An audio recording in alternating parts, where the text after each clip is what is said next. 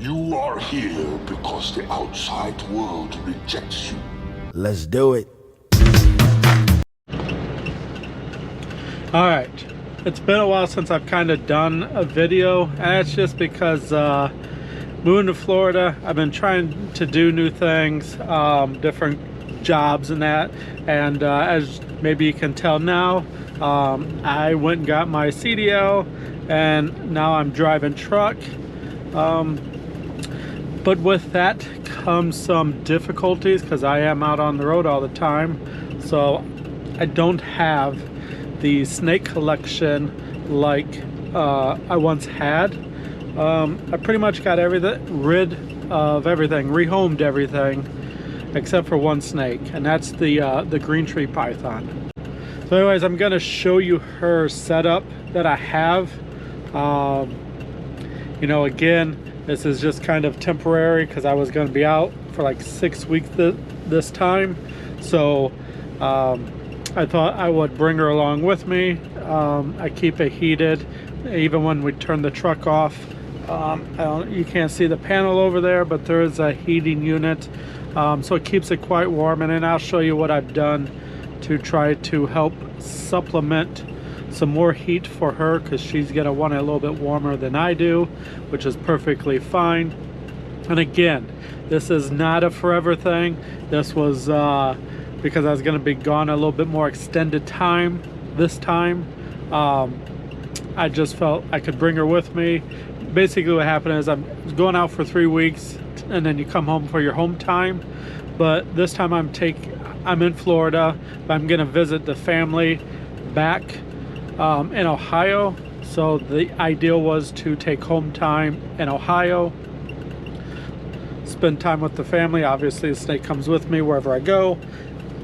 Then we go back out on the road for 3 weeks, home time back in Florida. Then my green tree python, Lilith, she can then go back into her normal enclosure. So it's not a permanent thing. This is just kind of like a few week road trip with me, so I can keep an eye on her. Not anything against my brother, he did everything like he's supposed to and everything, but I don't know, I just felt since I was gonna be gone longer, I'll take her with me, because when I do the home time in Ohio, I can stop and get her a big old rat under her own feeding schedule. She's already reduced herself on her own to eating like every 3rd week anyways. So it already kind of worked out, because she would already do these intermittent fastings of 3 to 4 weeks anyways. Give her a big rat and she's good for it. It's just the way she is, just what she chooses. If I try to feed her more than that, she just simply is not interested in food. She's very finicky and very much like a cat. She does things on her own terms. So with that said, let me show you the setup and show you what I've come up with. Alrighty, so here she is, still looking pretty full. She's still got that rat in her that she ate before we left. Doing pretty good. Looks like she's about ready to go in the shed. She is in blue, but you know, doing pretty good. See, this is what she does. She eats those big old rats and then she just kind of holds on to it. So there, as you can see, she's doing pretty good, aren't you, girl? I can see, we're on the GoPro, so I ain't gonna be able to really zoom in on her, but I can see from her eyes that she is starting to go opaque. So she is definitely in blue. She's gonna be shedding. We only got another week to go, so then she'll be back into her regular enclosure. So about the time she's really to shut this off, she should be back in her regular enclosure and we'll be good to go. But yeah, here she is, just chilling.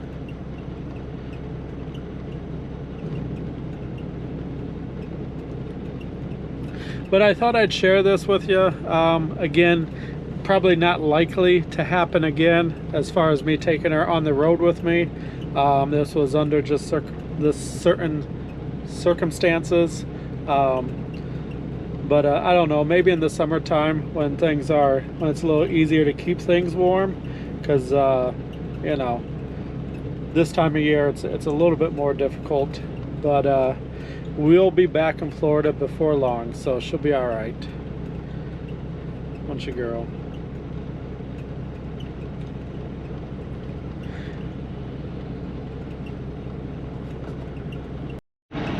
All right, so here is the bin I have her in.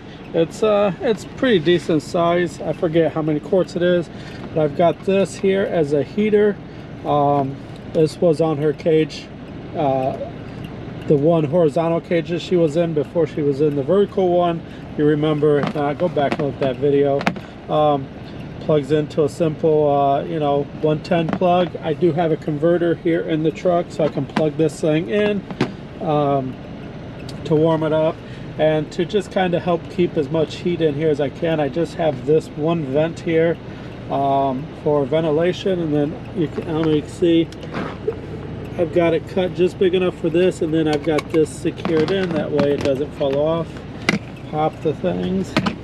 Now we'll take a look at this on the flip side. So there you can see that's where the heater is at. Got that, so we're good. Now let's move this out of the way. So I had a failure. So I had this here for this, just like in her cage, and I made it bigger than that, so that way it pushed out on the side, but it's still, as you can see, it still came off. I wanted to put a bolt through there, but I didn't have any at the time when I was doing this, and I was on, you know, kind of in a hurry to get this done. So when I make it back, I will put a bolt in that. If I were to use this again, we'll see what happens. Water dish, I only put water in here at nighttime when I'm not driving. That way it doesn't spill, because I do not want this to be soaking wet. So she gets her opportunity to drink at night, and then I dump this out. And of course, there she is. Piece of cork bark in here for her to rub on if she were to go into shed, which she looks like she might be. We'll go ahead and get her out. Hold on. All right, so if you're wondering how well the setup is doing, well, first of all, I fixed this. I just simply used a zip cord, because I'm out on the road. You just got to work with what you can find. So got that in there, but look, she's shed, so we're full shed. Nothing stuck, not in pieces. And we're gonna get this cleaned up because she also went to the bathroom. So if you know, I'm not saying that this is the absolute best way to keep these guys, but as a short-term solution while you're traveling, you know, obviously I'm doing things well enough that she is suffering no ill side effects from it. Although I'm surprised that she crawled through there. How'd you get your tail through there? How'd you crawl through there? You know, either way, that must have been interesting to see. This cork bark, it flexes, but yeah, again, I only put water in here just when I'm stopped for the night, because obviously driving through the day, it's highly likely to spill. But anyways, we're gonna go ahead and get her cleaned up. I just want to do a quick update added to the last clip, just to show how things are going. You know, let's see, we got it zip tied in, and then, you know, that holds in there pretty good. So not saying this is the best way, but you know, if you're traveling or maybe you're displaced because of hurricanes, you know, this definitely will get the job done, at least as a temporary means. So I'm going to turn this off. I've got to get this cleaned up, and then I've got to hit the road again. So All right, so obviously I'm in my car, not my truck. We're done for this trip. So before I home, I'm gonna get her little road snack. So let's see if she's ready to eat. Well, you can't quite see it, but she was definitely ready for it. So we're gonna hit the road, get back to the house, and she should be done well before we get back. So check in on her when we get back home. All right, so now we're back home, back in her real environment. We got the fogger going, we got the heating units going, which she's perched underneath the one because you just seen that she just ate a rodent. So my plants have died and I gotta get her water dish back in here. But yeah, her basic setup, again, being gone, plants had died a bit because the daylights weren't on. But here she is, all ready to go, doing her thing. So no worse for wear for a little bit of a few week road trip. You are here because the outside world rejects you. Let's do it.